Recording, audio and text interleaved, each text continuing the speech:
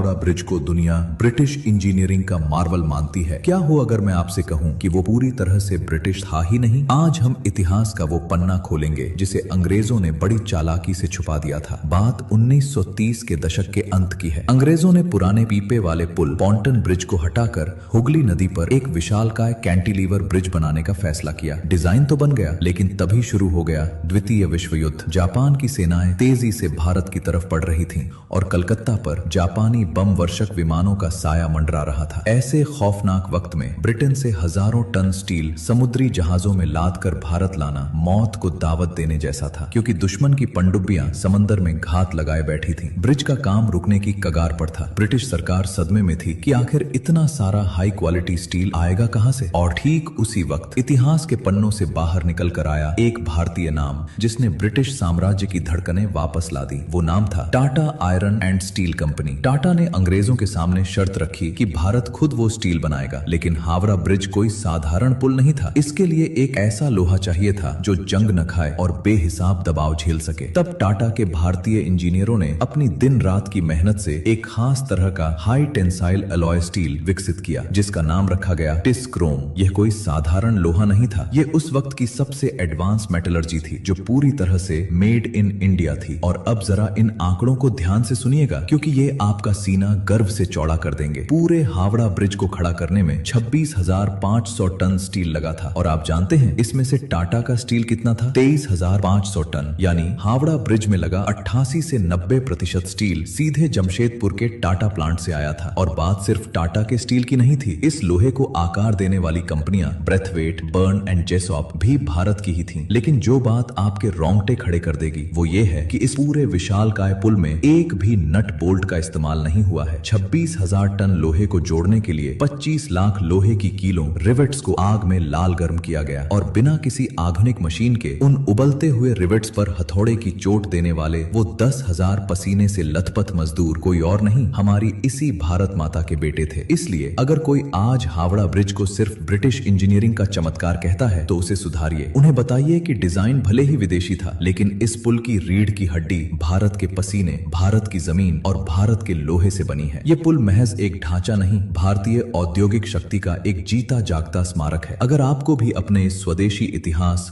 और टाटा के इस योगदान पर गर्व है तो आज कमेंट्स में वंदे मातरम और जय हिंद की झड़ी लग जानी चाहिए। अंग्रेजों के फैलाए इस झूठ को तोड़ने के लिए इस वीडियो को हर भारतीय तक शेयर करें और इतिहास के पन्नों से ऐसी ही सच्चाई बाहर निकालने के लिए इंडियन लेगेसी को अभी सब्सक्राइब करें।